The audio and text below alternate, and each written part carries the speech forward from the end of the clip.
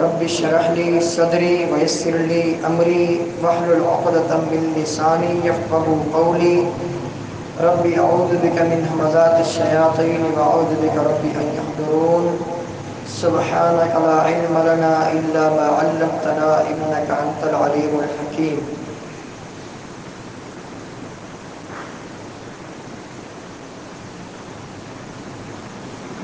اس زمین کی پشت پر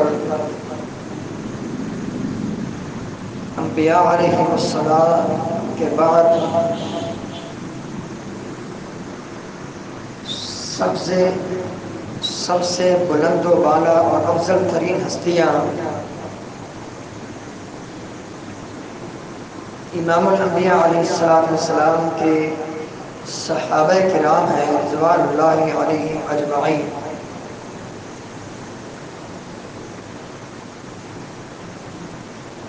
کیونکہ ان ہستیوں کا تذکرہ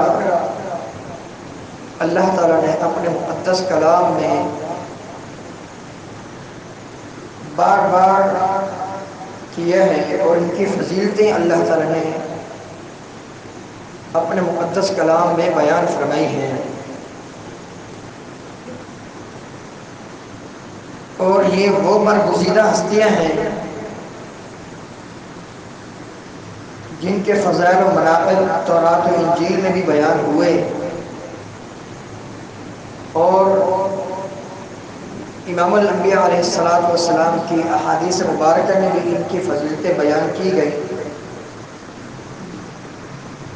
اور ان ہستیوں کی فضیلتیں بار بار اللہ تعالیٰ نے اپنے مقدس کلام میں بیان فرمائی.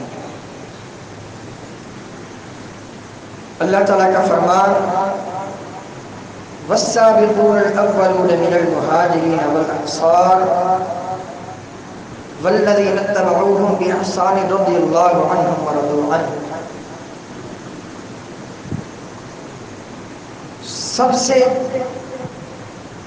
پہلے سبقت لے جانے والے ایمان میں اسلام میں جن کا تعلق انصار و مہاجرین سے ہے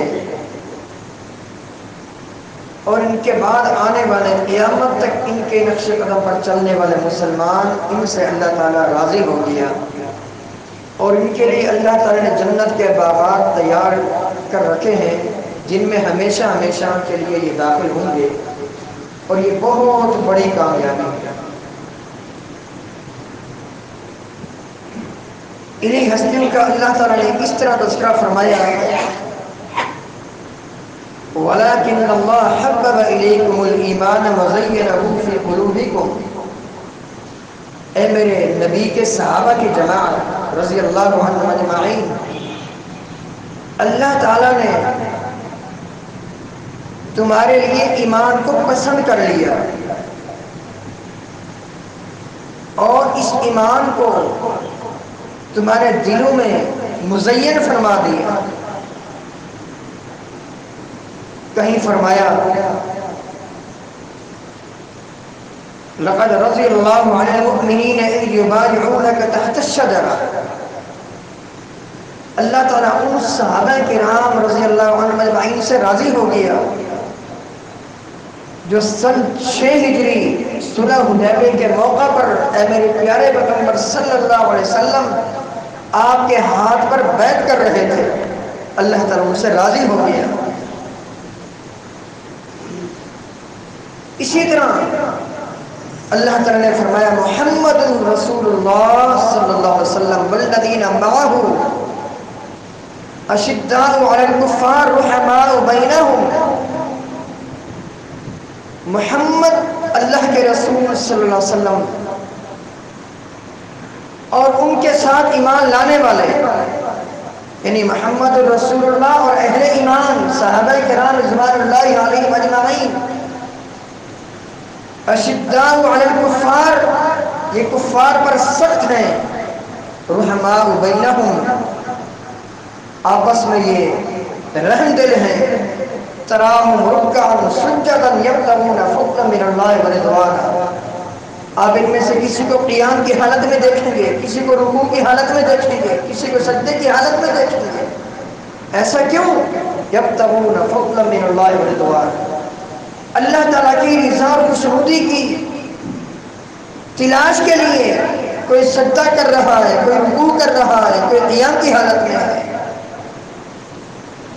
سیماہم فی وجوہہم من اثر السجود، ان کی پیشانیوں پر سجدے کرنے کی وجہ سے، سجدوں کی وجہ سے نشان پڑ چکے ہیں۔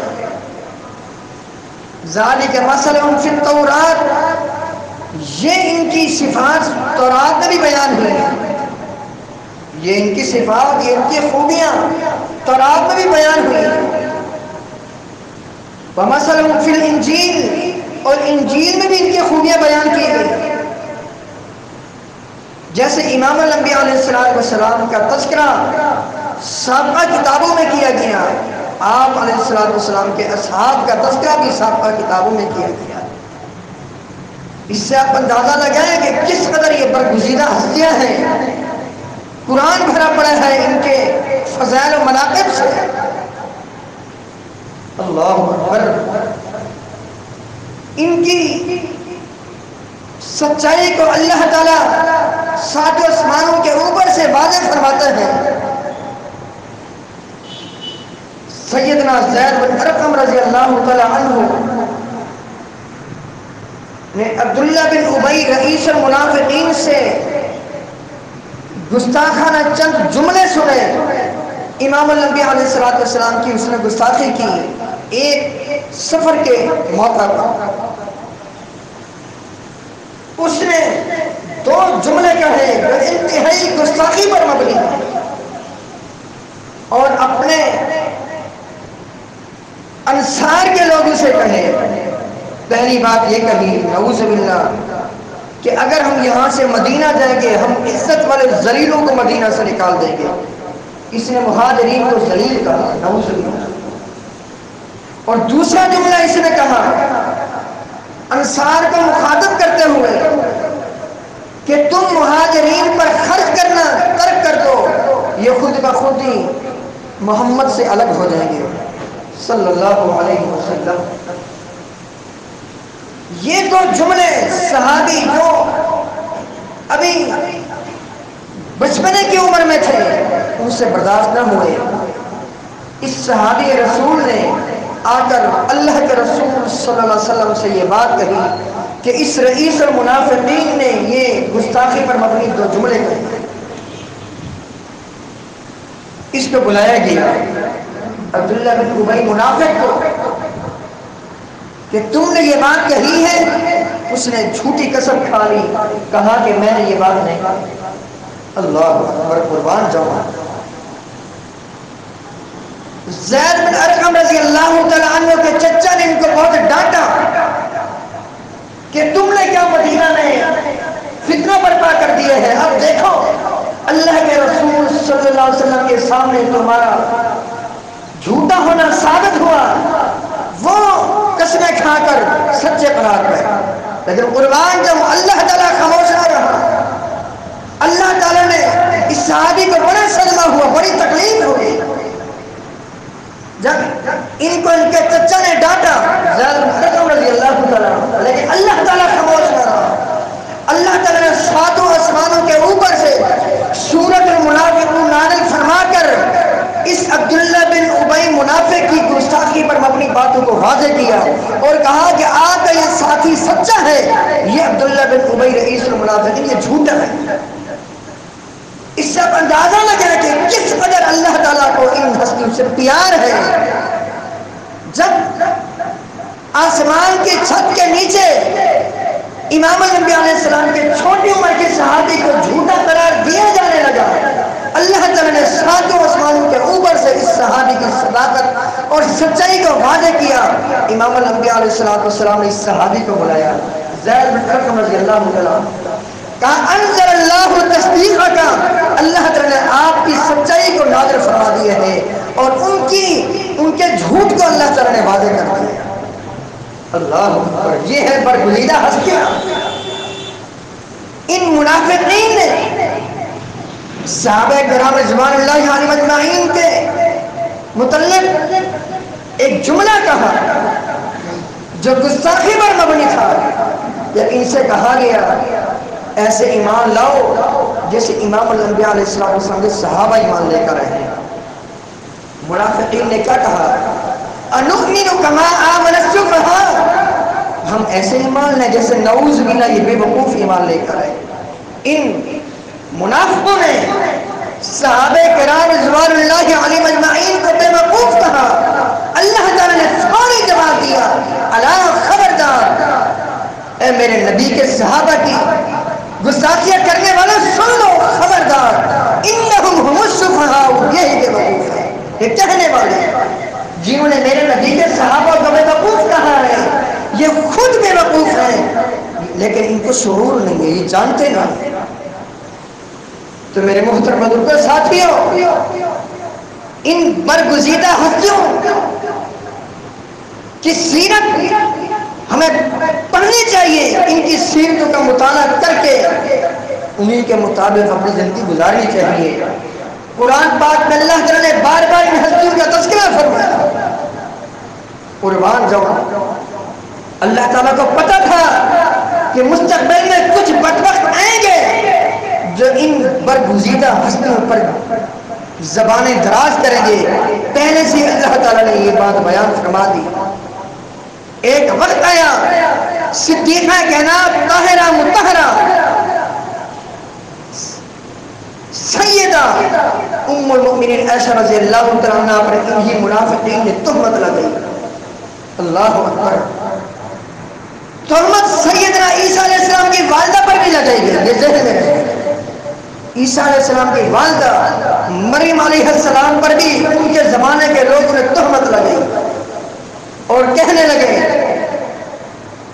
یا اخت ہارون ما کان ابوک امرأ سوء وما کانت امک بغیہ، اے مریم علیہ السلام بغیر خامد کے تمہارے پاس بیٹا کہاں سے آ گیا؟ تمہاری تو شادی نہیں ہوئی، تمہارے تو نکاح نہیں ہوا،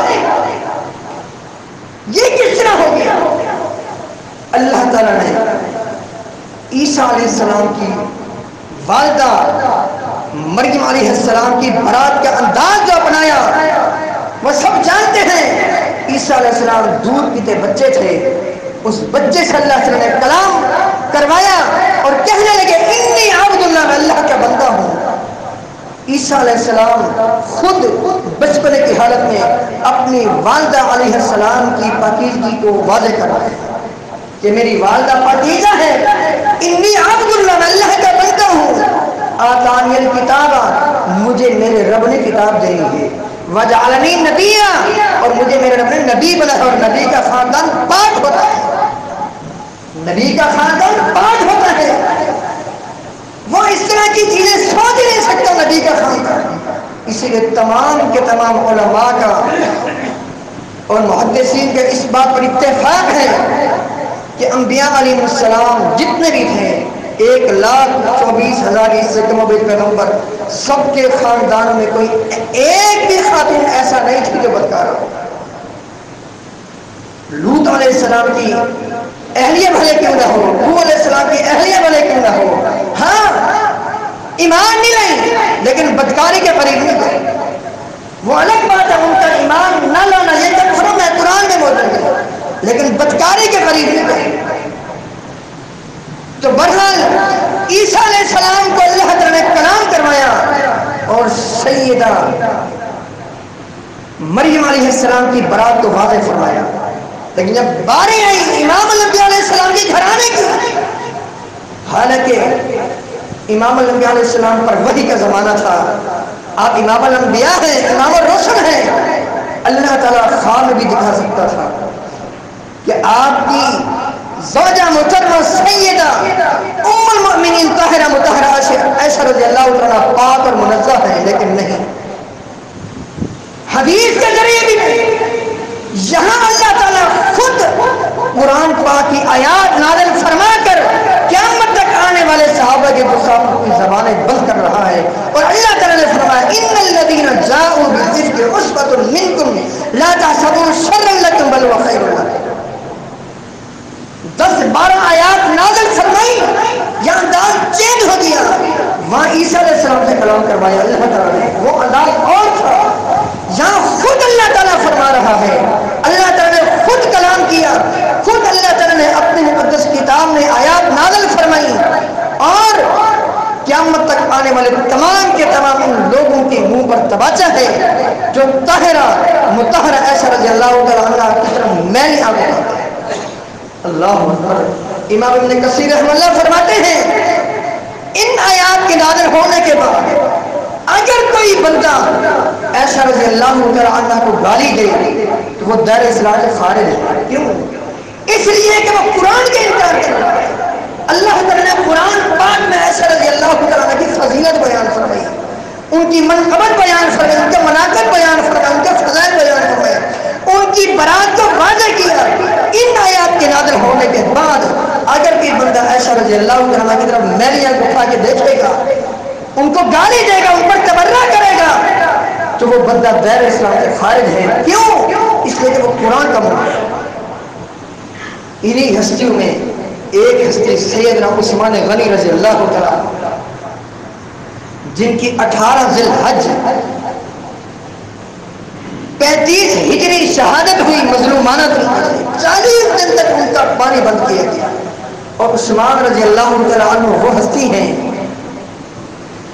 کہ اللہ تعالیٰ نے کچھ ایسی خوبیوں سے انہیں نوازا جو کسی اور کی قسمت میں نہیں ہے۔ پہلی خوبیاں سنتے جائیے، وقت کم ہے۔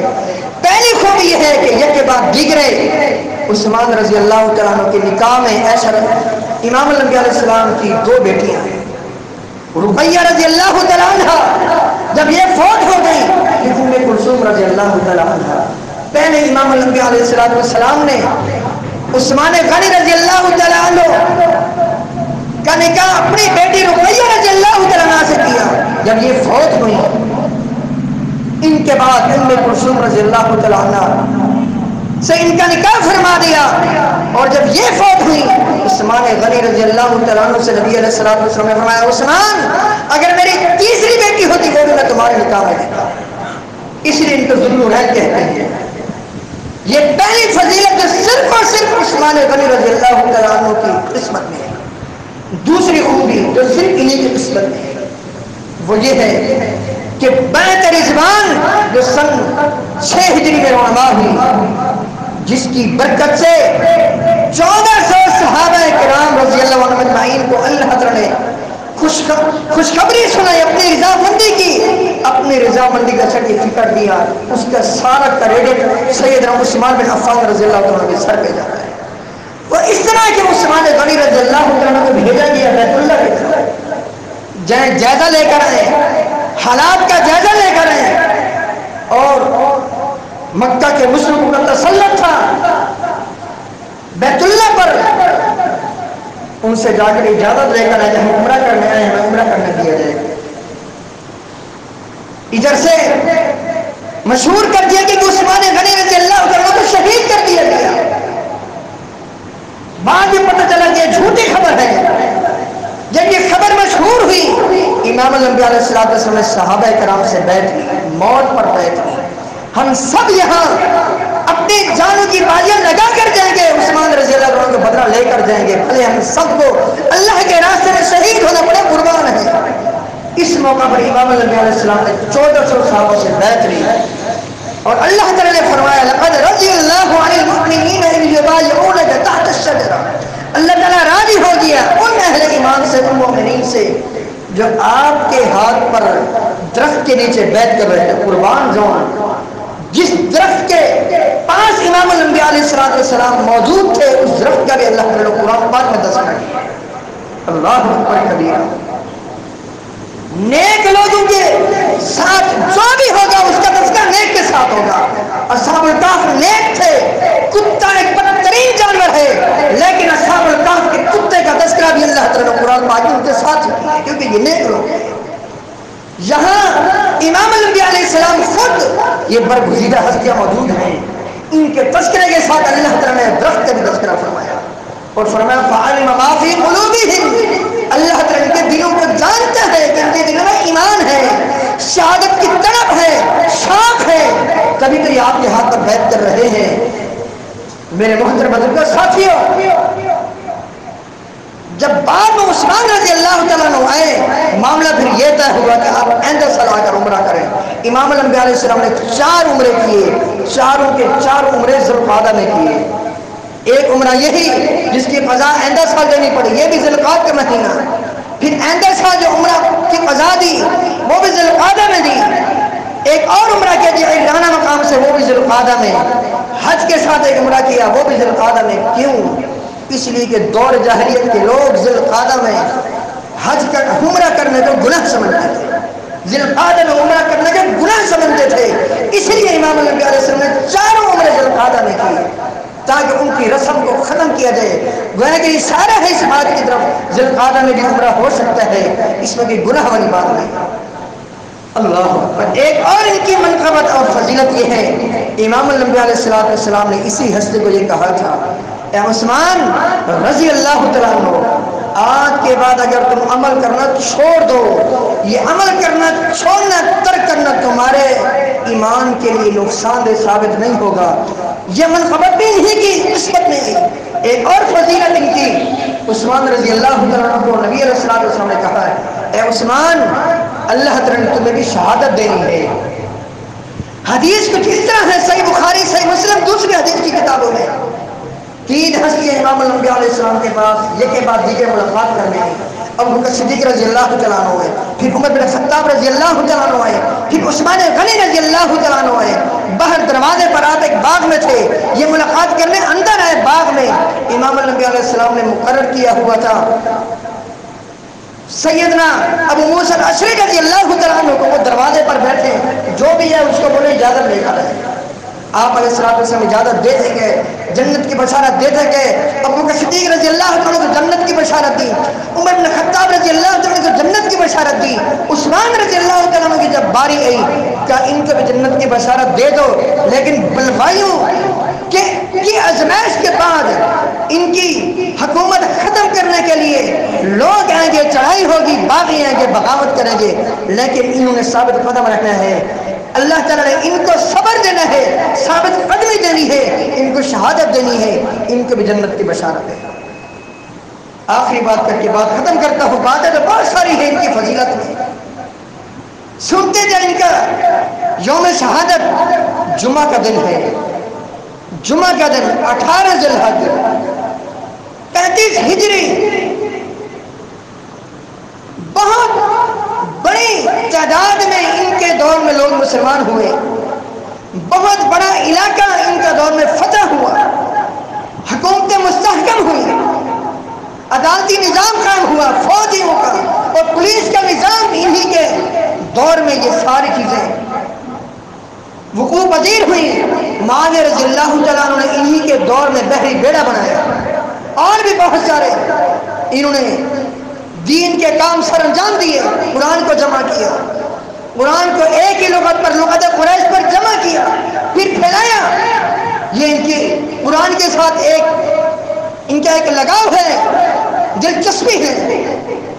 امام الانبیاء علیہ السلام نے انہی کو کہا تھا، اے عثمان میری بات سن لو، جامع ترمذی میں یہ حدیث موجود ہے، اللہ تعالیٰ تمہیں خلافت کے قمیص پہنائے گا، لوگ باغی بڑی کوشش کریں گے تم سے وہ قمیص اتار لیں، چھین لیں، تم سے خلافت چھین لیں اور تمہیں معزول کر دیں، لیکن میری تمہیں نصیحت ہے، تم نے خلافت کو نہیں چھوڑنا۔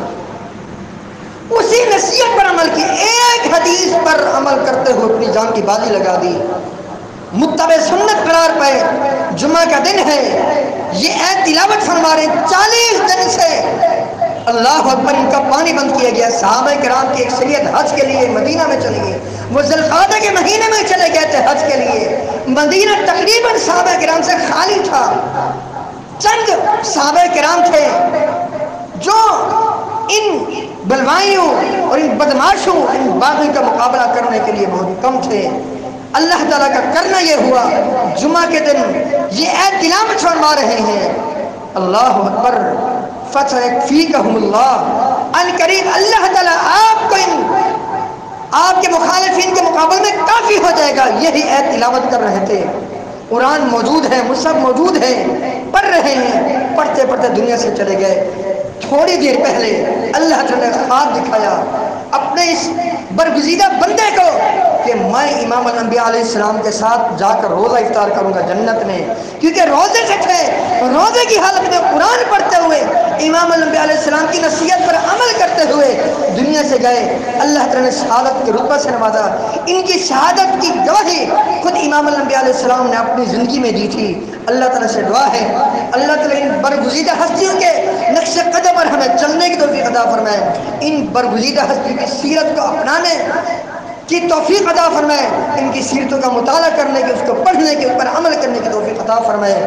خاص کر یہ برگزیدہ ہستی آج بھی جن کا اکاؤنٹ مدینہ کے اندر موجود ہے اور انشاءاللہ قیامت تک موجود رہے گا، اللہ تعالیٰ کے فضل و کرم سے آپ میڈیا کا دور ہے، سوشل میڈیا کا دور ہے، آپ یوٹیوب یا گوگل پہ آپ آج بھی ریسرچ کر سکتے ہیں عثمان غنی رضی اللہ تعالیٰ عنہ کا اکاؤنٹ، آپ کو پتہ چل جائے گا کہ آج بھی اللہ تعالیٰ کے فضل و کرم سے ان کا اکاؤنٹ موجود ہے، جس سے رفائی کام ہوتے ہیں، مساجد بنائی جاتی ہیں، اور اسی طرح مساجد کے جو اخراجات ہیں، جو بل وغیرہ ہیں مسجد نبوی خاص طور پہ، وہ اسی سے ادا ہوتا ہے۔ اللہ تعالیٰ نے کتنے ان کو پذیرائی دی، 1400 سال ہو گئے خرچ کرتے کرتے کرتے کرتے، آج بھی ان کا خرچ ہو رہا ہے اور انشاءاللہ قیامت تک ان کا خرچ ہوتا رہے گا۔ اللہ تعالیٰ ان کی سب نیک قبول فرمائے اور اللہ تعالیٰ ہمیں بھی ان جیسا بنائے۔ استغفر اللہ لی ولکم ولی